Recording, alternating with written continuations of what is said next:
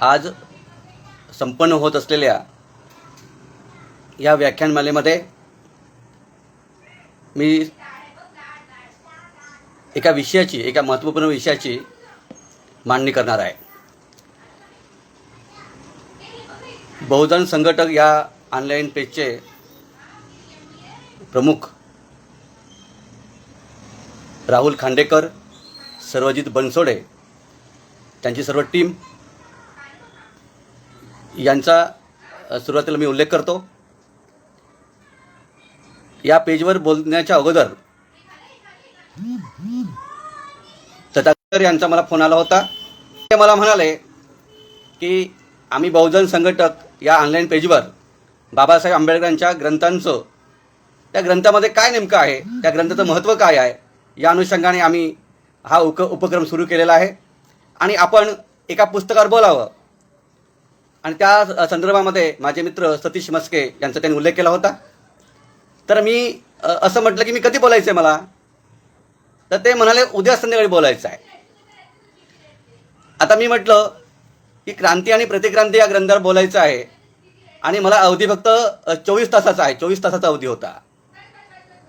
तर मी म्हटलं की काही हरकत नाही, कारण बाबासाहेबांचा क्रांती आणि प्रतिक्रांती ग्रंथ या अगोदर मी अभ्यासलेला आहे, परंतु नव्यानं आता मांडणी करायची म्हणून आज मी काही टिपणं काढली आणि या विषयाची थोडी घाईच मला झालेली आहे. घाईमध्ये या विषयाची मी मांडणी करणार आहे. सुरुवातीला बाबासाहेब आंबेडकरांचा क्रांती आणि प्रतिक्रांती या ग्रंथावर मांडणी करताना बाबासाहेबांनी हा जो ग्रंथ लिहिलेला आहे, हा ग्रंथ त्यांच्या हयातीमध्ये लिहिला नाही, हे आपण लक्षात घेतलं पाहिजे. बाबासाहेबांनी जे ग्रंथ निर्माण केले बाबासाहेबांनी त्यांच्या हयातीमध्ये, ज्याप्रमाणे बाबासाहेबांनी थॉट ऑन पाकिस्तान हा ग्रंथ लिहिला, एनलिशम ऑफ कास्ट नावाचा ग्रंथ बाबासाहेबांनी त्यांच्या हयातीमध्ये लिहिला, बाबासाहेबांच्या हयातीमध्ये बुद्ध आणि त्याचा धम्म हा ग्रंथ बाबासाहेबांनी लिहिलेला आहे, राज्य आणि अल्पसंख्याक नावाचा ग्रंथ बाबासाहेबांनी लिहिला, किंवा असंख्य अनेक ग्रंथ आहेत. त्याप्रमाणे क्रांती आणि प्रतिक्रांती नावाचा ग्रंथ बाबासाहेब जिवंत असताना, बाबासाहेब हयातीमध्ये असताना त्यांनी हा ग्रंथ प्रकाशित केलेला नाही. पण बाबासाहेब आंबेडकरांनी क्रांती आणि प्रतिक्रांती हा जो ग्रंथ आहे, या ग्रंथाचा आराखडा तयार केला होता. आणि हा ग्रंथ इतका महत्त्वाचा आहे की या ग्रंथाची 41 प्रकरणं बाबासाहेबांनी आराखड्यामध्ये तयार केली होती. 41 प्रकरणांचा तो ग्रंथ होता, एक बृहत ग्रंथ बाबासाहेबांना लिहायचा होता. आता हा जो ग्रंथ आहे, 41 प्रकरणामधला ग्रंथ बाबासाहेबांना लिहायचा होता. आपल्या सर्वांना माहीत आहे की बाबासाहेबांच्या आयुष्याचा उत्तरार्ध जो आहे, की त्यांचं वय थकत आलेलं आहे, शरीर थकत आलेलं आहे, प्रचंड मोठी त्यांना कामं करायची आहेत. भारताचं संविधान हे एक महत्त्वाचं काम बाबासाहेबांनी केलेलं आहे आणि त्यानंतर बाबासाहेबांना बुद्ध आणि त्याचा धम्म हा ग्रंथ द्यायचा आहे, धम्मांतर करायचं होतं 56 मध्ये बाबासाहेबांना. आणखी ही सगळी कामं होती. अशा कामामध्ये बाबासाहेबांनी क्रांती आणि प्रतिक्रांती या ग्रंथाचा आराखडा तयार केला होता आणि त्यांना 41 प्रकरणं त्या आराखड्यामध्ये नमूद केली होती. पण बाबासाहेबांनी अनेक कामं बाबासाहेबांना करायची होती. त्या काळामध्ये त्यांचं शरीर त्यात साथ देत नव्हतं.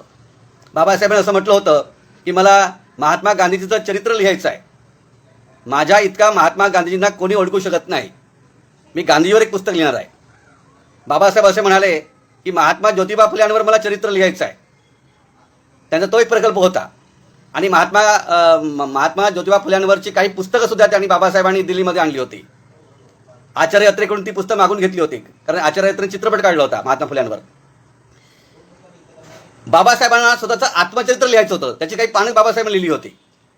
ते बाबासाहेबांचे असे असंख्य प्रकल्प होते.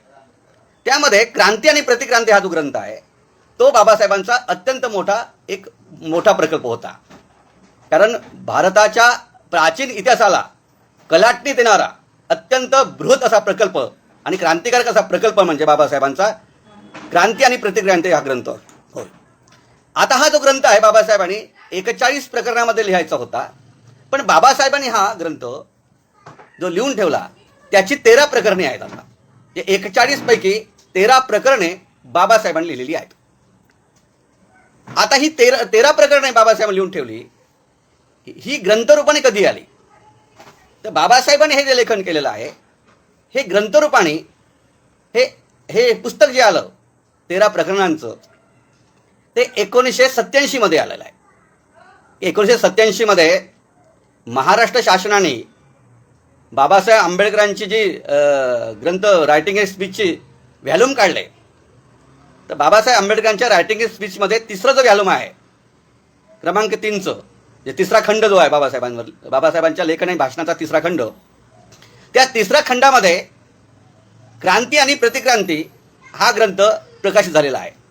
शंकरराव चव्हाण हे महाराष्ट्राचे मुख्यमंत्री असताना आणि वसंत मून त्याचे संपादक असताना 1987 मध्ये क्रांती आणि प्रतिक्रांती ग्रंथ हा इंग्रजीमध्ये रिव्होल्युशन अँड काउंटर रिव्होल्युशन या मथळ्याखाली हा ग्रंथ 1987 मध्ये प्रकाशित झालेला आहे. आता हा प्रकाशित झालेला जो ग्रंथ आहे हा ग्रंथ जर बघितला त्या ठिकाणी इंग्रजी व्हॅल्यूमध्ये ते 151 ते 429 अशा पानामध्ये हा ग्रंथ विखुरलेला आहे. 13 प्रकरणे आहेत त्या ग्रंथाची आणि 278 पृष्ठ या ग्रंथाचे आहेत. आता हा ग्रंथ जो आहे हा ग्रंथ 41 प्रकरणामध्ये बाबासाहेबांना लिहायचा होता. तो बाबासाहेबांना लिहिता आला नाही कारण बाबासाहेबांचं महापरिनिर्वाण झालं. पण या ग्रंथामध्ये बाबासाहेबांनी एकूण 13 प्रकरणे लिहिली आहेत.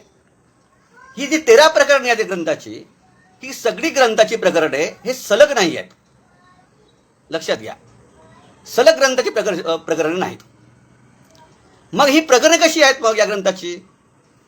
तर आपल्याला असं दिसेल की क्रांती आणि प्रतिक्रांती हा जो ग्रंथ आहे या ग्रंथामध्ये बाबासाहेबांनी जी एकूण 13 प्रकरणे लिहिली आहेत ही 13 प्रकरणे ही प्रकरणं काही अगोदर लिहिली बाबासाहेबांनी, काही नंतर लिहिलेली आहेत, म्हणजे सलग लिहिलेली नाहीत.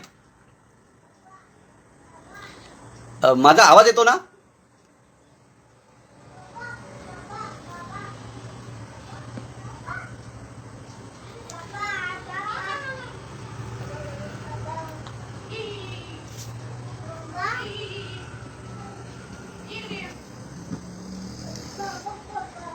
हां, तर मला हे सांगायचं या ठिकाणी आहे की महाराष्ट्र शासनाने 1987 मध्ये 14 एप्रिल 1987 मध्ये हे प्रकाशित केलं आणि त्यामुळे मग पहिल्यांदा आपल्याला 87 मध्ये हे सूचित झालं की बाबासाहेब आंबेडकरांचा क्रांतिकारी हा जो ग्रंथ आहे क्रांती आणि प्रतिक्रांती हा ग्रंथ आपल्याला 1987 मध्ये ठाऊक झाला.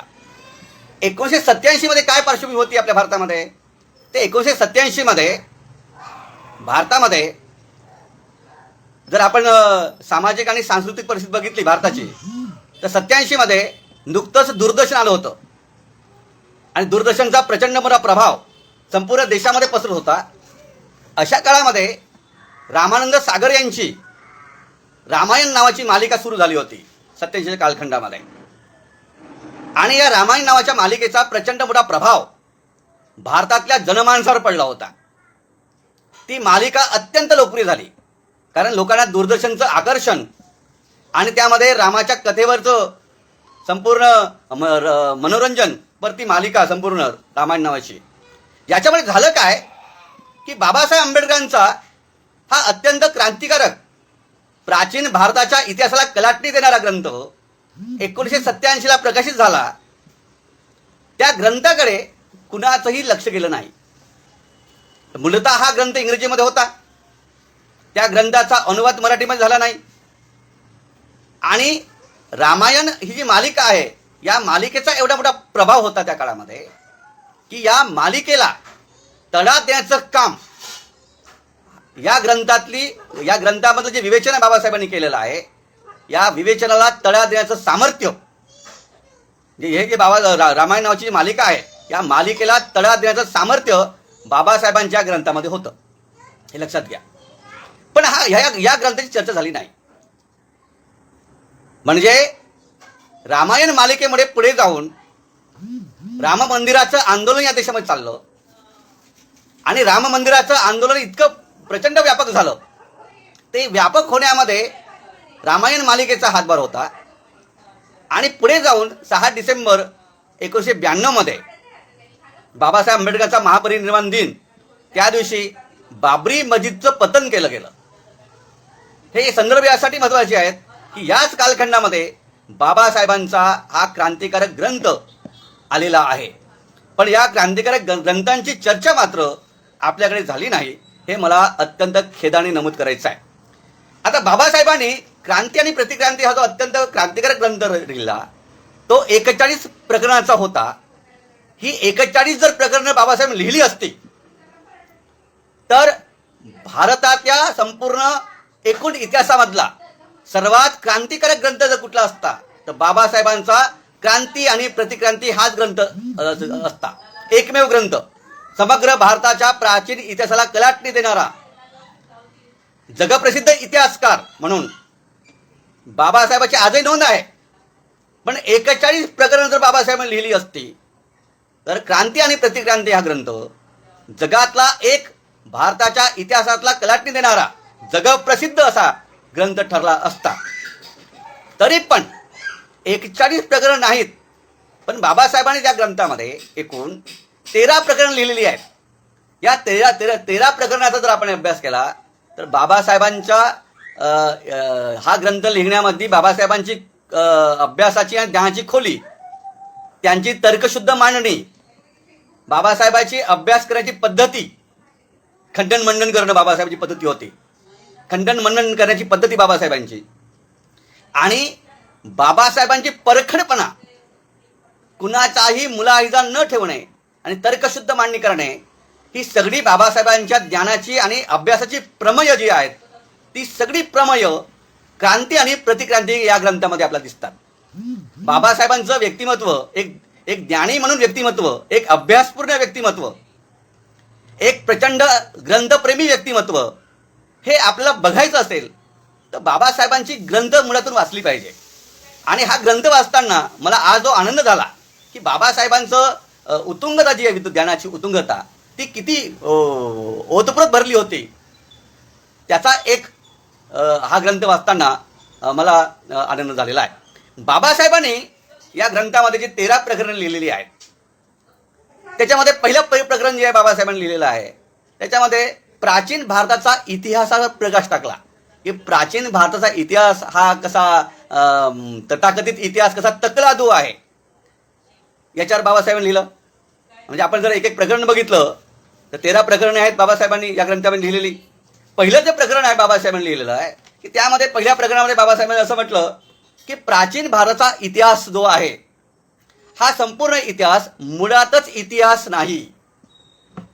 पहिल्या प्रकरणाच्या आरंभीत बाबासाहेब म्हणतात की प्राचीन भारताला मुळातच इतिहास नाही, इतिहासच नाही आहे.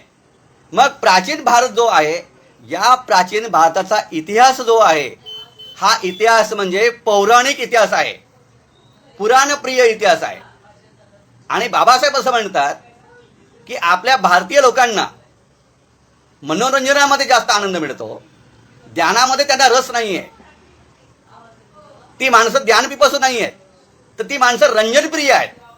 आणि म्हणून प्राचीन भारताचा इतिहास म्हणजे काय आहे तर ते मनोरंजन करणारं पौराणिक आख्यान आहे.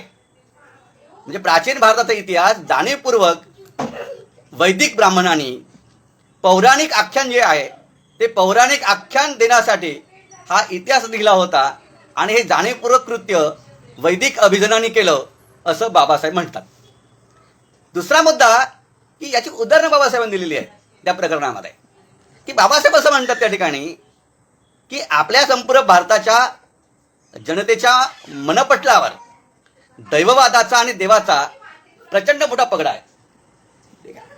आता हा पगडा आहे, तर हा जो पगडा आहे देवाचा आणि दैववादाचा, हा जो पगडा आहे हा पगडा का बसलेला आहे तर आपल्याला असं दिसतं या ठिकाणी की हा जो देव आहे हा देव या देशातल्या वैदिकांनी उभा केलेला देव आहे. आणि बाबासाहेबांनी तो देव मांडलेला आहे या ग्रंथामध्ये. की बाबासाहेब असं म्हणतात की देव हा शब्द जो आहे, हा देव हा शब्द कसा तयार होता त्या काळामध्ये, तर त्या काळामध्ये सामान्य माणसामधला जो विशेष व्यक्ती असेल की त्याने विशेष योगदान दिलं, विशेष काम केलं, त्याला देवपुरुष म्हणायचे. हा महामानव आहे, हा देवपुरुष आहे. देव हा माणूसच आहे, पण सामान्य माणसातला विशेष माणूस म्हणजे देव, या असा त्या शब्दाचा अर्थ आहे. आणि म्हणून बाबासाहेब म्हणतात की त्या काळामध्ये यक्ष, गण, गंधर्व, किन्नर ही माणसं होती, हे देव नाही आहेत. वेदग्रंथामध्ये हे देव आहेत असे उल्लेख आलेले आहेत. बाबासाहेबांनी ते खोडून काढलेलं आहे. बाबासाहेब म्हणतात की यक्ष, गण, गंधर्व आणि किन्नर हे काय आहेत? ही माणसं आहेत. यक्ष म्हणजे कोण? जो राजवाड्याचं रक्षण करतो तो यक्ष. गण म्हणजे कोण? जो लोकांचं संरक्षण करतो तो गण. गंधर्व म्हणजे कोण? गंधर्व म्हणजे जो नृत्य गायन करतो आणि संगीत गायन करतो, संगीताचं गायन करतो आणि नृत्य करतो तो गंधर्व. आणि किन्नर म्हणजे कोण? की जो सेवा करतो तो किन्नर. हे सगळे काय आहेत? तर हे माणसं आहेत, ते देव नाहीत. ठीक आहे, माणसं आहेत, पण माणसांना ते देव म्हणत होते. हे काय आहेत? माणसं आहेत, पण ते देव होते. आणि म्हणून बाबासाहेब म्हणतात की वैदिकाने जो देव बनवला तो देव कपोलकल्पित आहे. तो देव कपोलकल्पित आहे, तो माणूस नाही त्या ठिकाणी. हे देवाचं जे प्रमेय उभं केलं हे शोषणाचं प्रमेय आहे, असं बाबासाहेब त्या प्रकरणात म्हणतात. दुसरा मुद्दा बाबासाहेब म्हणला तो असा की असुर कोण? असुराबद्दल सातत्यानं, असुर म्हणजे राक्षस, 10 तोंडाचा रावण, हा एवढा मोठा 11 विकरा राक्षस उभा केला जातो, किंवा 10 बैलगाड्या भरून जेवण करतो असा तो राक्षस. की असुर जे आहेत, या असुराबद्दल, असुर सुद्धा ही माणसंच होती. बाबासाहेब म्हणतात या ठिकाणी की मानवरहित अशी राक्षस, मानवरहित ही जमात आहे. आणि मानवरहित अशी जमात जी आहे राक्षस म्हणून उभी केलेली गेली आहे ती असुर नावाची. देवांचा आणि असुरांचा, देव आणि असुर यांची युद्ध व्हायची त्या काळामध्ये. त्याचं सगळं विवेचन या ठिकाणी आलेलं आहे. म्हणून बाबासाहेबांनी पुढे म्हणतात की देव ही कल्पना, असुर ही कल्पना, ही दोन्ही माणसं आहेत. असुर म्हणजे राक्षस नाही आणि देव म्हणजे तो देव नाही, तर ही माणसंच आहेत. हे बाबासाहेबांनी अधोरेखित केलेलं आहे. पुढचा मुद्दा या ठिकाणी म्हटला आहे की बाबासाहेबांनी नागाची कल्पना का म्हणली? नाग जे आहेत, या नागाचा इतिहास बाबासाहेब क्रांती आणि प्रतिक्रांती या ग्रंथात सूचित करतात की नाग ही या भारताची सर्वात प्राचीन जमात होती. नाग नावाची पराक्रमी जमात आहे. आणि म्हणून नागाला बदनाम करण्यासाठी जो साप आहे त्या सापाला नाग म्हटलं, आणि तो नाग परत विषारी आहे. नाग या पराक्रमी माणसांची कल्चर किंवा संस्कृती बदनाम करण्यासाठी विषारी एका सापाला नाग म्हटलेला आहे. याची पण मांडणी बाबासाहेबांनी केलेली आहे. आणि म्हणून बाबासाहेबांनी म्हटलेलं आहे की हे जे संपूर्ण जे लिहिलेलं आहे की बाबासाहेब असं म्हणतात या ठिकाणी की स्त्रीच्या पोटी जन्माला येणारा नाग हा माणूस आहे. हा नाग स्त्रीच्या पोटी जन्माला येतो, हे लक्षात घ्या. आणि दुसरा जो साप आहे तो अंड्यातून बाहेर पडतो, अंड्यातून बाहेर पडतो तो साप, आणि स्त्रीच्या पोटी जन्माला येतो तो नाग आहे. नाग म्हणजे तो माणूस. अशा प्रकारे बाबासाहेबांनी पहिल्या प्रकरणामध्ये क्रांती आणि प्रतिक्रांती या प्रकरणामध्ये खूप आणखी सविस्तर बोलता येण्यासारखं आहे, पण माझा अवधी आहे, मी सर्व प्रकरण मला परामर्श घ्यायचा आहे. अशा प्रकारे प्राचीन भारताचा इतिहास हा जो आहे, हा इतिहास कसा कपोलकल्पित इतिहास आहे, कसा विसंगतीपूर्ण इतिहास आहे, कसा पौराणिकतेवर भर देणारा इतिहास आहे, याची मांडणी बाबासाहेबांनी साधारणपणे आणि तर्कशुद्ध रीतीनं बाबासाहेबांनी या पहिल्या प्रकरणामध्ये केलेली आहे. दुसरं जे प्रकरण आहे यामध्ये, या दुसऱ्या प्रकरणामध्ये, हे प्रकरण तर इतकं म्हणजे किळसवाणं प्रकरण बाबासाहेबांनी, म्हणजे हे जे प्रकरण आहे हे प्रकरण आर्य जे लोक आहेत, या आर्य लोकांचा किळसपणा कसा आहे, आर्य लोकांची निकृष्टपणा किती आहे ओतपोत भरलेला, त्याची असंख्य उदाहरणं बाबासाहेबांनी दुसऱ्या प्रकरणामध्ये दिलेली आहे. आर्याची शासन प्रणाली आणि अत्यंत निकृष्टीच्या घरात पोचलेला वैदिक ब्राह्मण कसा होता, त्याची साधारण विवेचन बाबासाहेबांनी दुसऱ्या प्रकरणामध्ये केलेलं आहे. काय काय काय त्यामध्ये बाबासाहेबांनी ते केलेलं आहे, मांडलेलं त्या ठिकाणी की त्या काळामध्ये जे बुद्धपूर्व काळ, जे गौतम बुद्धाचा जन्म होण्याच्या अगोदर बुद्धपूर्व काळामध्ये जी आर्यांची व्यवस्था होती, आर्यांची शासन प्रणाली होती, आर्यांची सामाजिक व्यवस्था होती, आर्यांची सांस्कृतिक व्यवस्था होती, ती किती निकृष्ट होती, अत्यंत अधपतित झालेली होती, नैतिकता पूर्ण मोडीत निघाली होती त्या काळामधली. काय करायचे तर या देशामध्ये जुगार नावाचा जो भाग आहे, जुगार म्हणजे अत्यंत वाईट, या जुगाराचा जनकच आर्य आहे. मद्यपान करणं आणि जुगार करणं, जुगार खेळणं, मद्यपान करणं आणि जुगार खेळणं या वाईट गोष्टी मांडल्या जातात समाजामध्ये. नीतिमान माणूस हा जुगार खेळत नसतो, नीतिमान माणूस हा मद्यपान करत नसतो. पण बुद्धपूर्व काळामध्ये आर्य जो होता, हा आर्य, हा वैदिक आर्य, हा जुगार खेळायचा आणि मद्यपान करायचा. त्याचे असंख्य उदाहरण बाबासाहेबांनी दिलेली आहेत की त्यामध्ये सम्राट विराट नावाचा राजा होता. या सम्राट विराट नावाच्या राजाकडे कंक नावाचा एक व्यक्ती होता. हा कंक कोण होता तर तो विराट राजामधला कंक नावाचा जुगारातला विशेष तज्ज्ञ होता असं बाबासाहेब म्हणतात. विशेष तज्ज्ञाचा कंक त्याच्याकडे होता. राजवाड्याच्या शेजारी मंडप टाकून जुगार चालत असे असं बाबासाहेब म्हणतात. त्या काळातला राजा नल राजा जुगार खेळत बसला आणि जुगार खेळत खेळत परत त्याने संपूर्ण संपत्ती जुगारामध्ये हरली आणि शेवटी तो जंगलात जाऊन भिकारी बनला नल राजा. अशा सगळ्या उदाहरण दिलेली आहेत.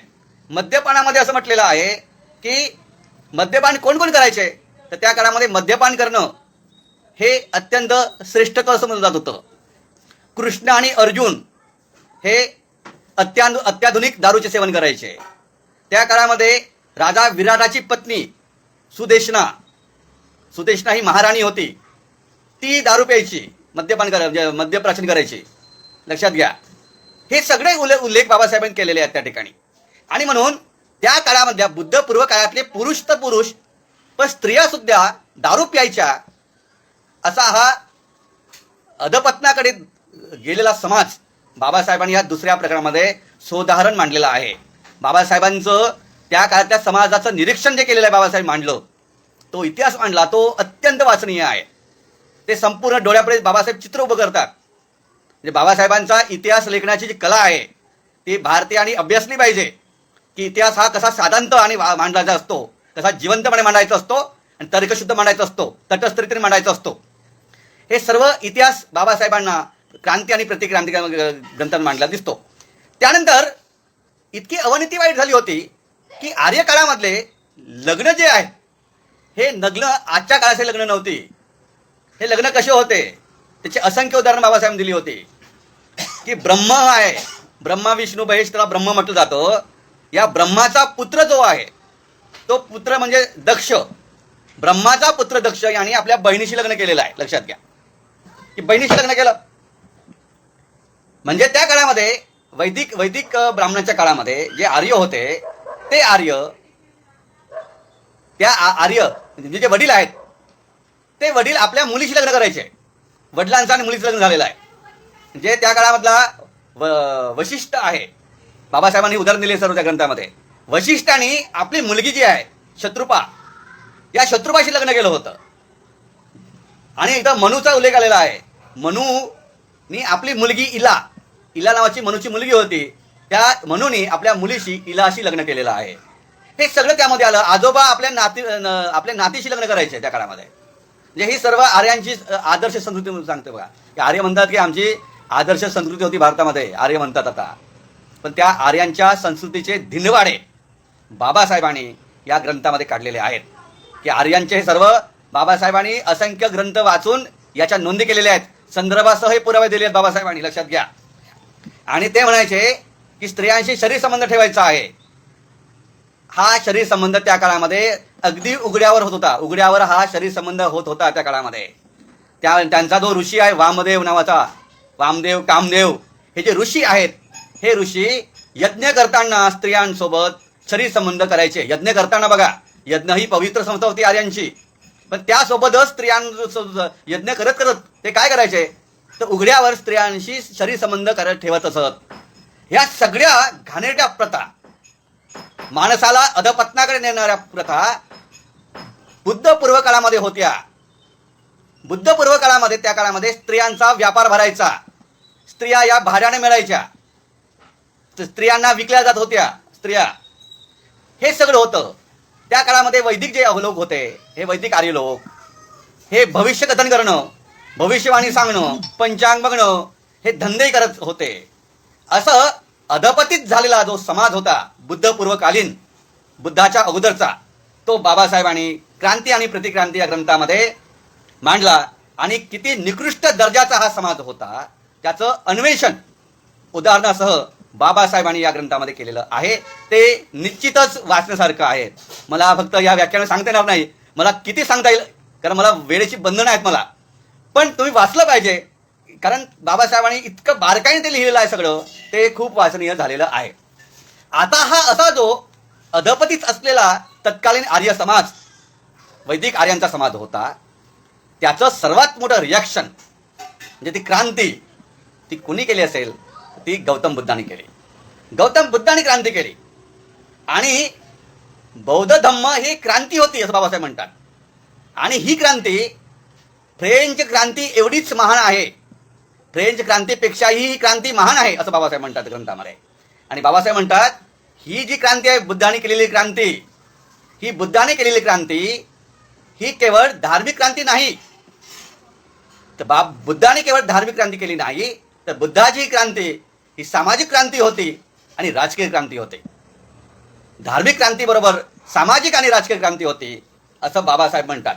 आणि म्हणून बुद्धाची क्रांती ही या देशातली भारताच्या इतिहासाला कलाटणी देणारी, भारत हा देश मानवतावादी करणारी, भारत देशाचा चेहरा आणि मोहरा बदलवून टाकणारी अशी प्रागतिक विचारांची क्रांती होती.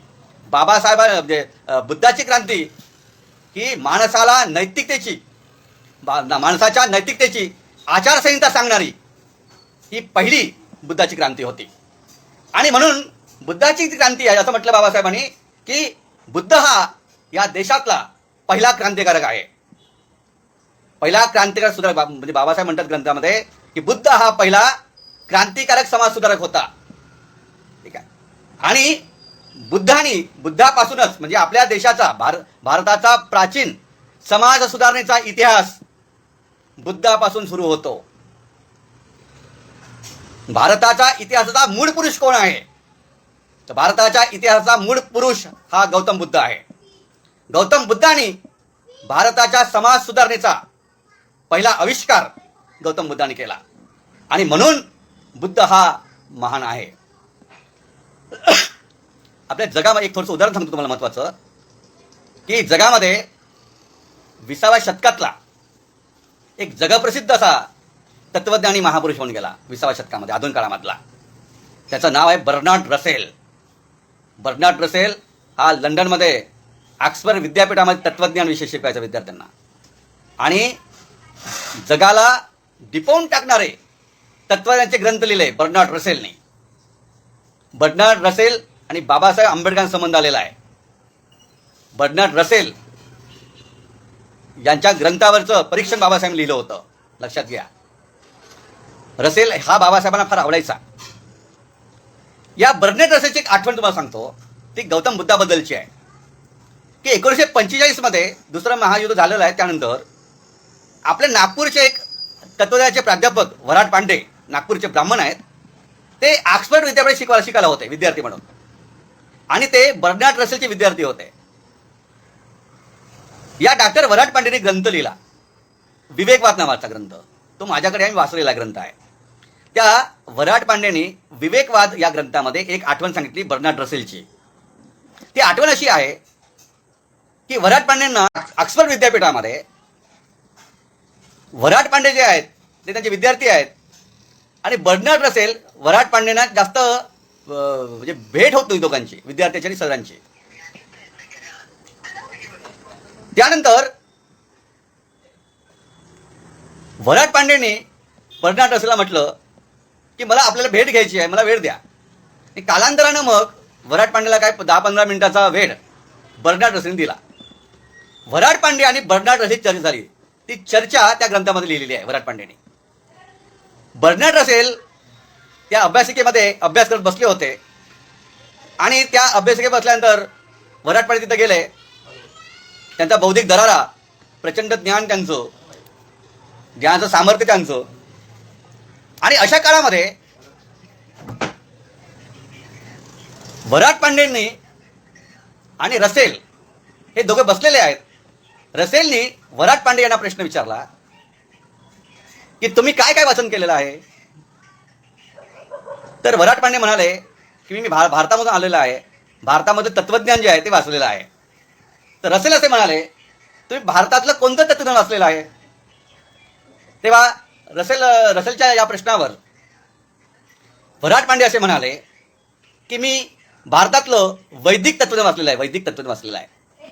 तेव्हा वैदिक तत्वज्ञान वाचलेलं आहे, अभ्यासलं आहे असं म्हटल्याबरोबर रसेल हसले आणि रसेल वराट पांडेला म्हणाले की अरे वैदिक तत्वज्ञान हे तत्वज्ञान कुठं आहे, ते तर नुसतं फुकाचं तत्वज्ञान, फुकाचं पोकळ आहे, त्यामध्ये तत्वज्ञानाची कुठली मूल्य आहेत असे रसेल म्हणाले.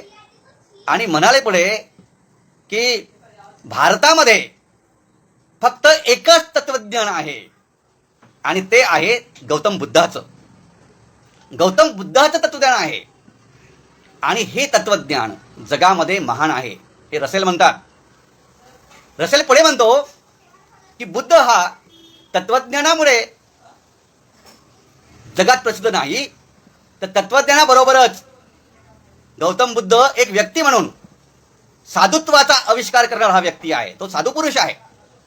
आणि हा साधू पुरुष मला येशू ख्रिस्तापेक्षाही महान वाटतो असं बुद्धाबद्दलचं विवेचन बर्नार्ड रसेलनी मान्य केलं. मला सांगायचं हे आहे की बाबासाहेब क्रांती आणि प्रतिक्रांती या ग्रंथामध्ये म्हणतात की भारताचा मूळ पुरुष, समाज सुधारणेचा इतिहास लिहिणारा पहिला पुरुष तो गौतम बुद्ध आहे. आणि बर्नार्ड रसेल तसंच म्हणतो आहे बुद्धाबद्दल. आणि म्हणून प्राचीन भारताचा इतिहास हा खऱ्या अर्थानं इतिहास म्हणून बुद्धापासून आरंभ झालेला आहे असं बाबासाहेब म्हणतात आणि ते बरोबर आहे. बाबासाहेबांनी हा जो बुद्धांनी क्रांती केली, ही क्रांती काय केली बुद्धांनी, तर बाबासाहेबांनी क्रांती म्हणत असताना असं म्हणतात की ब्राह्मण, बुद्धपूर्व काळामध्ये जे ब्राह्मण होते ते यज्ञ करायचे. हे यज्ञ किती प्रकारचे होते, यज्ञ 21 प्रकारचे यज्ञ आहेत. हे लोक 21 प्रकारचे यज्ञ करायचे. या यज्ञामध्ये बळी द्यायचा कुणांचा, पशूंचा, केवळ पशूंचा नाही, बाबासाहेब म्हणतात माणसाचा, मनुष्याचा बळी देत होते, मनुष्याचा यज्ञामध्ये. म्हणजे 5 प्रकारचे बळी द्यायचे त्या ठिकाणी यज्ञामध्ये. कोणते 5 प्रकार, एक मनुष्याचा बळी देत होता, दुसरा घोड्यांचा, मनुष्य घोडा, तिसरा बळी हा गायींचा, मनुष्य घोडे गायी बैल आणि परत बकरी, अशा 5 पशूंचा, माणूस शिवाय 4 पशु, माणसासह 5, एक मनुष्य आणि 4 पशु, इतक्या लोकांचे बळी देत असत त्या काळामध्ये. म्हणजे ही अत्यंत वाईट आणि अमानुष प्रथा, यज्ञाची यज्ञामध्ये बळी देण्याची प्रथा त्या काळामध्ये सुरू होती, हे नमूद केलं. आणि म्हणून बुद्धांनी जी क्रांती केली त्या क्रांतीमध्ये, ती सगळी क्रांती मी सांगणार नाही, मला पुढे जायचं आहे, पण गौतम बुद्धांनी जी क्रांती केली त्या क्रांतीमध्ये भगवान बुद्धांनी ज्या कुप्रथा होत्या, त्या 3 कुप्रथा, त्या 3 कुप्रथाच्या विरोधामध्ये भगवान बुद्धांनी मांडणी केलेली आहे क्रांतीमध्ये. बाबासाहेब म्हणतात त्या 3 प्रथा कुठल्या होत्या, तर बुद्धपूर्व काळामध्ये वेदाचा अधिकार होता ब्राह्मणांना, वेद हे श्रेष्ठ आहेत. आणि त्यांनी असं म्हटलं वेद काय आहेत, तर वेद हे अपौरुषीय आहेत, ते पुरुषाने लिहिले नाहीत. तर वेदाची वाणी जी आहे ही, वेदामध्ये ज्या ऋचा आहेत, या वेदांच्या ऋचा कुणी निर्माण केल्या, तर त्या देवानी निर्माण केल्या. हे देववाणी आहे, वेदांची ऋचा ही देववाणी आहे. आणि म्हणून वेद काय आहेत, ते अपौरुषीय आहेत, ते देवानी सांगितलेले आहेत. बुद्धांनी म्हटलं की नाही, वेद हे ब्राह्मणाने निर्माण केलेले आहेत, मनुष्याने निर्माण केलेले आहेत. आणि ब्राह्मणाचा जो वेदांचा अधिकार होता, तो अधिकार बुद्धांनी नाकारला आणि बुद्धांनी वेदच नाकारले. वेद नाकारण्याचा, वेदाच्या विरुद्ध पहिला बंड करणारा महापुरुष बुद्ध आहे. त्यांनी वेद कल्चर नाकारलं आणि वेद नाकारले. हे पहिल्यांदा क्रांतीमध्ये केलं, बुद्धाने केलं. दुसरं म्हणजे बुद्धपूर्व काळामध्ये आर्य ब्राह्मणांनी यज्ञसंस्था उभी केली आणि आता मी सांगितल्याप्रमाणे की अत्यंत वाईट प्रकारे अमनुश्रुतीनं बळी देत होता वेदामध्ये. ही यज्ञसंस्था जी होती ही यज्ञसंस्था नाकारण्याचं काम बुद्धांनी केलं. बुद्धांनी वेद नाकारले. दुसरं, बुद्धांनी पशुहत्या होत होती म्हणून पशुहत्या आणि माणसांची हत्या, मनुष्य हत्या ही वेदामध्ये केली जात होती म्हणून बुद्धांनी यज्ञसंस्था नाकारली. आणि तिसरी गोष्ट काय असेल तर तिसरी गोष्ट ही आहे की वेद संस्कृतीमध्ये वर्णव्यवस्था मान्य केलेली आहे. 4 वर्णाची निर्मिती सांगितली वेदामध्ये. वेदाने सांगितलेली जी वर्णव्यवस्था आहे या वर्णव्यवस्थेला धिक्कारलं बुद्धांनी. या 3 गोष्टी केल्या असं बाबासाहेब म्हणतात. पहिली गोष्ट की वेद नाकारले, दुसरी यज्ञसंस्था नाकारली आणि वर्णव्यवस्था नाकारली बुद्धांनी. ही बुद्धाची अत्यंत मोठी अशी सामाजिक क्रांती होती. नवा माणूस उभा करणारी, माणसाचं समता, स्वातंत्र्य, बंधुता या मानवी मूल्यांवर आधारित एक क्रांती. धार्मिक क्रांती नाही तर ती सामाजिक आणि राजकीय क्रांती बुद्धांनी घडवून आणली या देशामध्ये. आणि ही क्रांती इतकी मानवीय झाली, या क्रांतीला जन आधार एवढा मोठा मिळाला.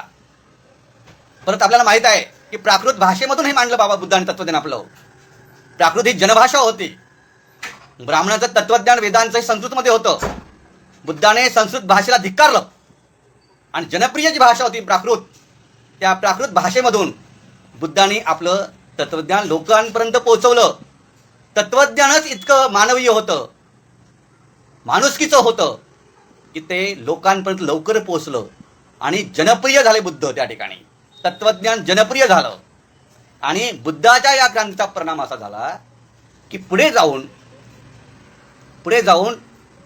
बुद्धाच्या तत्वज्ञानावर काम करणारे, जे बुद्धाचं तत्वज्ञान जे आहे हे स्वीकारणारे भारतामधले अनेक सम्राट होते.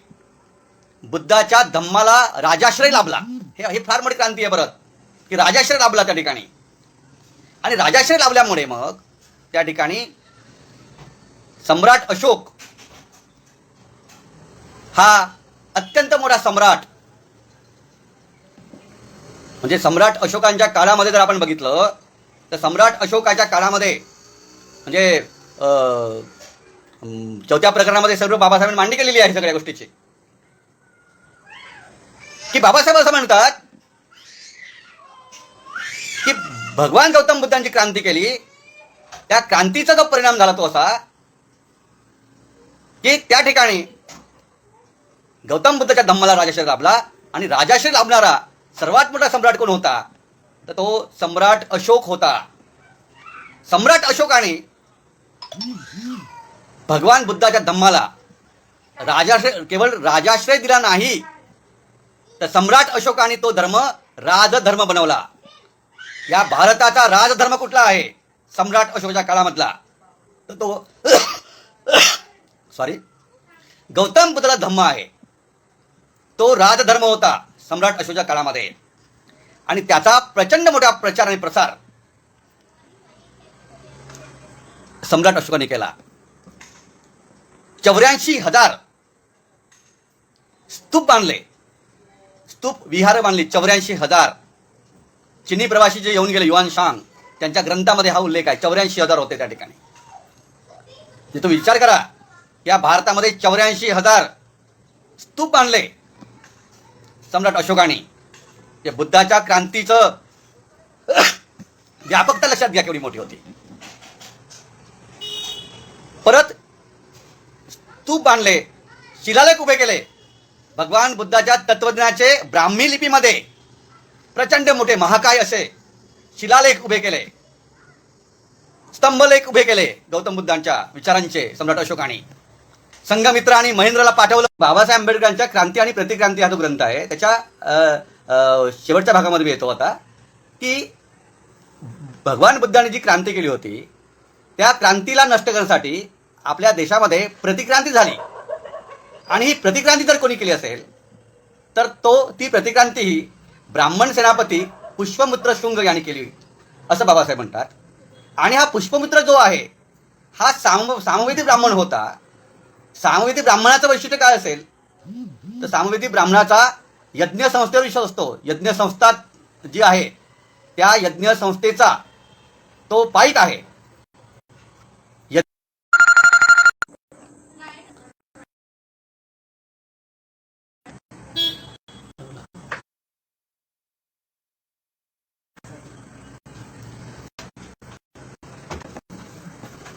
तर पुष्पमित्र हा सामवेदी ब्राह्मण होता आणि पशूच्या हत्येवर आणि यज्ञ संस्थेचा विश्वास होता.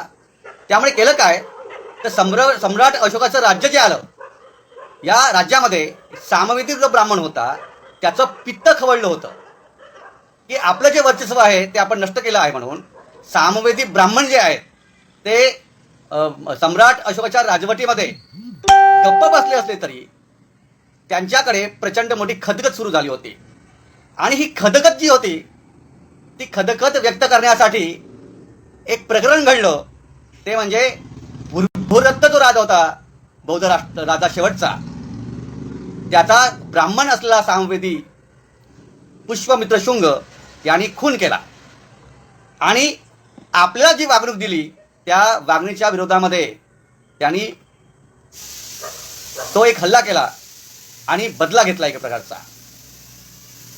पुष्पमित्र शुंग जेव्हा गादीवर आला इसवी सन पूर्व 185 मध्ये तेव्हा त्याने काय केलं बाबासाहेब म्हणतात की पुष्पमित्र शुंगाने त्यांच्या राजवटीमध्ये प्रचंड वेगाने बुद्ध धम्माची जी क्रांती होती त्या क्रांतीचा बिमोड केला. प्रचंड वेगाने बिमोड केला. त्याच्या असंख्य उदाहरणं बाबासाहेबांनी दिलेली आहेत.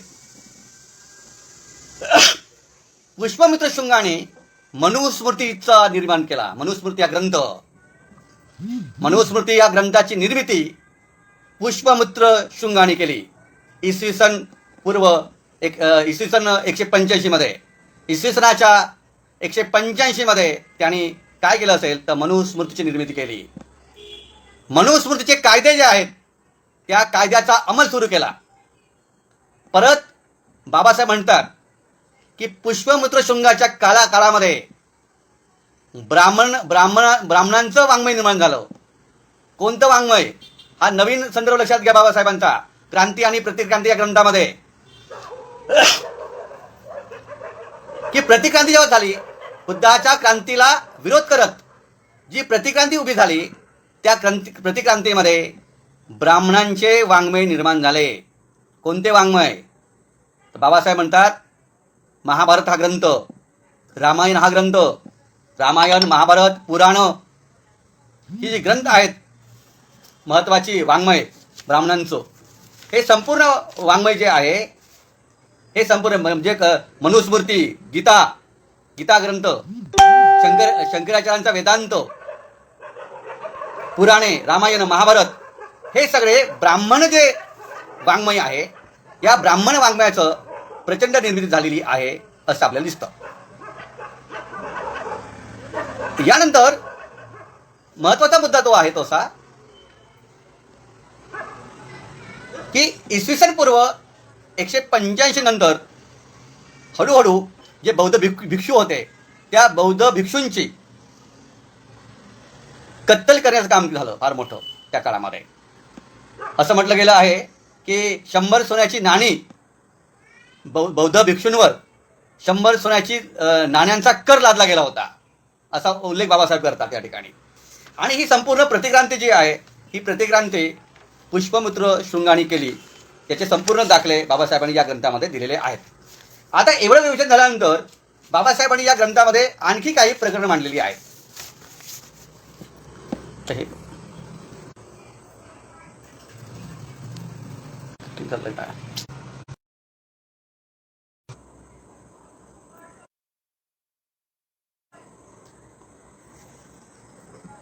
आता बाबासाहेबांनी ब्राह्मण विरुद्ध क्षत्रिय हे प्रकरण यामध्ये मांडलेलं आहे. ब्राह्मण विरुद्ध क्षत्रिय एक आहे, स्त्रिया आणि प्रतिक्रांती आणि शूद्र आणि प्रतिक्रांती ही अत्यंत महत्त्वाची प्रकरणे आहेत. यामधली ब्राह्मण विरुद्ध क्षत्रिय या प्रकरणामध्ये बाबासाहेब म्हटलेलं आहे की ब्राह्मण आणि क्षत्रिय यांच्याही लढाई झालेल्या आहेत. ब्राह्मणाचा एक नायक परशुराम यांनी 21 वेळा ही पृथ्वी निपात केली. क्षत्रियां एकही क्षत्रिय जिवंत नाही ठेवला. क्षत्रियांना मारून टाकलं परशुरामानी. म्हणजे क्षत्रिय आणि ब्राह्मण यांची लढाई कशी झाली आहे याचे दाखले बाबासाहेब या ठिकाणी दिलेले आहेत. त्याच्या खोलामध्ये मी जात नाही. म्हणजे ब्राह्मण आणि क्षत्रिय यांचा संघर्ष सुद्धा होता फार मोठा, तो बाबासाहेब मांडलेला आहे. शूद्र आणि प्रतिक्रांती या ग्रंथामध्ये मनुस्मृतीने शूद्रांबद्दल जे विवेचन केलेलं आहे ते मांडलेलं आहे. शूद्राला ज्ञान देऊ नये, शूद्रांनी नुसती सेवा केली पाहिजे, हे सर्व विवेचन मांडलेलं आहे शूद्र आणि प्रतिक्रांतीमध्ये. जे आमच्या देशामधला जो शूद्र आहे ओबीसी, त्यांनी या देशामध्ये त्यांची किती अवनत अवस्था या ब्राह्मणशाहीने करून ठेवली होती, त्याचं जिवंत उदाहरण म्हणजे क्रांती आणि प्रतिक्रांती हा ग्रंथ आहे. त्या ग्रंथामध्ये शूद्रांच्या अवहेलना कशा आहेत त्याची सुधारण माहिती बाबासाहेबांनी दिलेली आहे. त्यानंतर स्त्रिया आणि प्रतिक्रांती हे प्रकरण लिहिलं. स्त्रियांची अवनत अवस्था कशी झालेली आहे ते पण बाबासाहेबांनी मांडलेलं आहे या ग्रंथामध्ये. अशा प्रकारे क्रांती आणि प्रतिक्रांती ग्रंथ हा अत्यंत क्रांतिकारक असा ग्रंथ आहे. आणि या ग्रंथामध्ये बाबासाहेबांनी अत्यंत महत्त्वाचे मुद्दे मांडले आणि भारताच्या प्राचीन इतिहासाला विलक्षण कलाटणी देऊन इतिहास हा जो आहे हा केवळ राजांचा आणि रजवाड्यांचा इतिहास नाही, तर इतिहास हा सामाजिक क्रांतीचा इतिहास असू शकतो. सामाजिक क्रांत्या ज्या आहेत त्या क्रांत्याचा इतिहास असू शकतो. अशा प्रकारची मांडणी बाबासाहेबांनी या ग्रंथामध्ये केलेली आहे आणि ही विलक्षण अशी मांडणी बाबासाहेबांची आहे. बाबासाहेबांचं असं म्हणणं आहे या ठिकाणी की हा जो इतिहास आहे, हा इतिहास जो आहे, हा भारताचा इतिहास जो आहे, हा इतिहास कशाचा असेल तर हा इतिहास जो आहे तो वैदिक ब्राह्मण आणि बौद्ध धम्म यांच्या संघर्षाचा इतिहास आहे. हे एक महत्त्वाची मांडणी बाबासाहेब करतात या ठिकाणी की भारत जो आहे या भारताचा इतिहास हा इतिहास संघर्षाचा इतिहास आहे. वैदिक ब्राह्मणशाही आणि बौद्ध धम्म यांच्या संघर्षाचा इतिहास म्हणजे भारताचा खरा इतिहास आहे. अशा प्रकारचं नवप्रमेय क्रांती आणि प्रतिक्रांती या ग्रंथामध्ये बाबासाहेबांनी मांडलेला आहे. बाबासाहेब असं म्हणतात की प्राध्यापक ब्लूमफिल्ड हा जो तत्ववेता आहे याचं अवतरण देत बाबासाहेब असं म्हणतात की भारत ही एक धार्मिक युद्धभूमी आहे. लक्षात घ्या, बाबासाहेब आंबेडकरांचा क्रांती आणि प्रतिक्रांती ग्रंथ हा अत्यंत महत्त्वाचा यासाठी आहे की बाबासाहेबांनी असं म्हटलं या ग्रंथामध्ये की भारत ही एक धार्मिक युद्धभूमी होती, धार्मिक युद्धभूमी आहे. प्राचीन भारताचा इतिहास हा राजकीय इतिहास नाही. राजकीय इतिहासाला बाबासाहेबांनी फाटा दिला. म्हणजे इतिहास कुठला मग तर बाबासाहेब म्हणतात की प्राचीन भारताचा इतिहास हा सामाजिक आणि धार्मिक इतिहास आहे आणि भारत ही एक धार्मिक युद्धभूमी आहे असं बाबासाहेब म्हणतात. आणि म्हणून भारताप्रमाणे खरोखरच जगाच्या कोणत्याही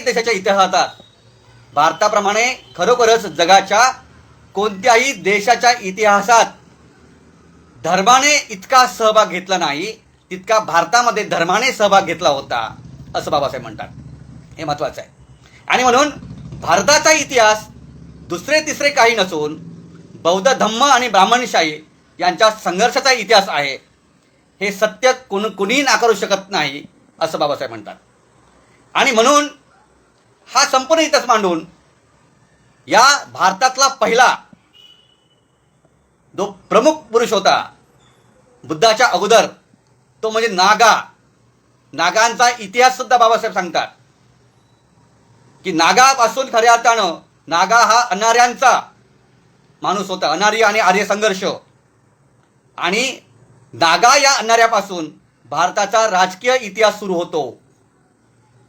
बुद्ध हा सामाजिक सुधारणेचा मूळ पुरुष. नागा जो आहे हा नागवंशी राजा हा नागा जो आहे त्याचा वंशज पुरुष शिशुनाग हा अनार्य जमातीचा एक राजा होता. त्याने साम्राज्य विस्तार केला मगधाचा आणि या शिशुनाग जो होता या शिशुनागाचा वंशज पाचवा तो म्हणजे बिंबिसार राजा. हे संपूर्ण मांडणी केलेली आहे. आणि मग नागापासून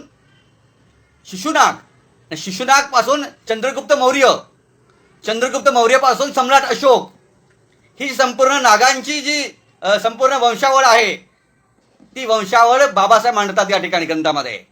म्हणजे सम्राट अशोक सुद्धा शिशुनागाचा वंशज आहे. शिशुनाग कुणाचा आहे तर शिशुनाग हा नागा जो पुरुष आहे त्याचा वंशज होता. अशा प्रकारे एक मांडणी बाबासाहेब या ग्रंथामध्ये करत आहेत. तर ही सुद्धा संपूर्ण मांडणी आपण तपासून बघितली पाहिजे. आणि शेवटचा मुद्दा मी मांडतो आणि थांबतो की हा जो ग्रंथ आहे हा ग्रंथ आजच्या काळामध्ये मौलिक का आहे. क्रांती आणि प्रतिक्रांती या ग्रंथाची प्रासंगिकता काय आहे. तर प्रासंगिकता यासाठी महत्त्वाची आहे की आजचं जे वास्तव आहे 2021चं, हे वास्तव पुष्पमित्र शृंगाने जी प्रतिक्रांती केली होती त्या क्रांतीकडे वाटचाल करणारं आजचं वास्तव आहे. लक्षात घ्या. म्हणजे बाबासाहेबांचा ग्रंथ यासाठी महत्त्वाचा आहे की बाबासाहेबांनी 14 ऑक्टोबर 1956 मध्ये बुद्ध धम्माची दीक्षा दिली नागपूरमध्ये आणि 16 ऑक्टोबरला चंद्रपूरमध्ये एक नवीन क्रांती केली, आधुनिक धम्म क्रांती केलेली आहे बाबासाहेबांनी. बाबासाहेबांनी या आधुनिक भारतामध्ये बलवत्तर असल्या 2 गोष्टी केल्या महत्वाच्या. म्हणजे पुष्पमित्र शृंगाने जी प्रतिक्रांती केली त्या प्रतिक्रांतीचा बिमोड करून बाबासाहेब आंबेडकर या देशामध्ये 2 गोष्टी केल्या महत्वाच्या. एक म्हणजे त्यांनी भगवान बुद्धाचा धम्म दिला या देशाला. ती सर्वात मोठी क्रांती आहे, आधुनिक धम्मक्रांती. आणि दुसरी क्रांती काय असेल तर बाबासाहेबांनी संविधान दिलं. भगवान बुद्धाच्या तत्वज्ञानावर आधारित भगवान बुद्धाच्या धम्मांची मूल्य अधिष्ठित करणारं संविधान बाबासाहेबांनी दिलेलं आहे. म्हणून बुद्ध धम्म आणि संविधान या 2 गोष्टी खूप महत्त्वाच्या आहेत. आज 2021 मध्ये या देशातला बुद्ध धम्म आणि संविधान याच्यावर प्रचंड मोठे हल्ले केले जात आहेत. हे हल्ले मात्र पुष्पमित्र शृंगाने जसे केले तसे नाहीत. हल्ल्याची भाषा बदललेली आहे, हल्ल्यांचे हत्यार बदललेले आहेत, हल्ल्यांची साधनं बदललेली आहेत. हे हल्ले आता वेगळ्या पद्धतीने केले जात आहेत. शत्रू कोण आहेत हे ओळखताच येत नाहीत आता. हे शत्रू कसे आहेत. हे शत्रू गनिमी कावा करणारे शत्रू आहेत, छुपे शत्रू आहेत. शत्रू आणि मित्रामध्ये भेदच करता येत नाही. म्हणून पुष्पमित्र शृंगाची लढाई ही सोपी होती, आता कठीण झालेली आहे. फार मोठी कठीण लढाई आहे. आपल्या बुद्धिझममध्ये, आपल्या बौद्ध धम्माच्या चळवळीमध्ये खूप मोठ्या प्रमाणामध्ये शत्रू आलेले आहेत. शत्रू काम करत आहेत. संविधान चांगलं आहे म्हणून संविधानाचा उत्सव भरवणारे, संविधान दिन साजरे करणारे, संविधानाच्या उत्साहामध्ये आपल्याला गुंतवून टाकणारे आपले छुपे शत्रू आहेत.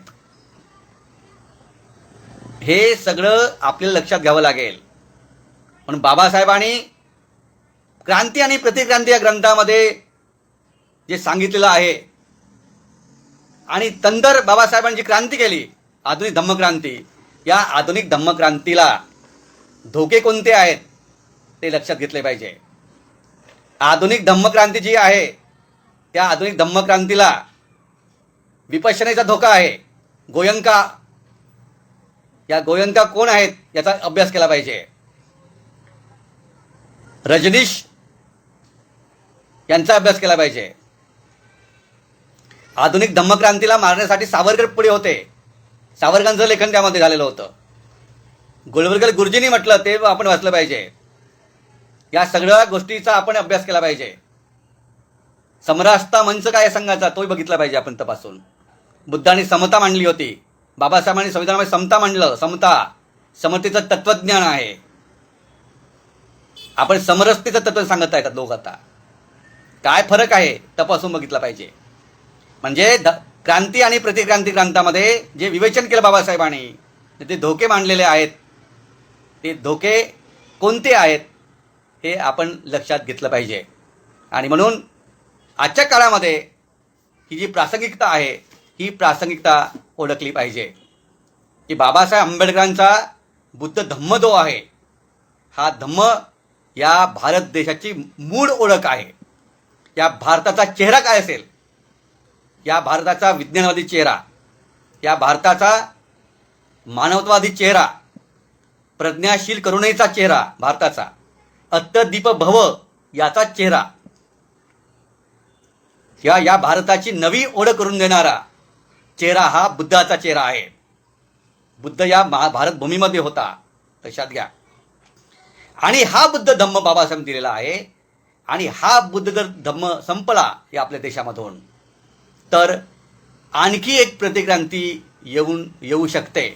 हा धोका ओळखून बुद्ध धम्माचं तत्वज्ञान उजागर करत असताना हे आपले लपून बसलेले छुपे शत्रू आहेत त्यांचं पोस्टमॉर्टम करणं आवश्यक आहे.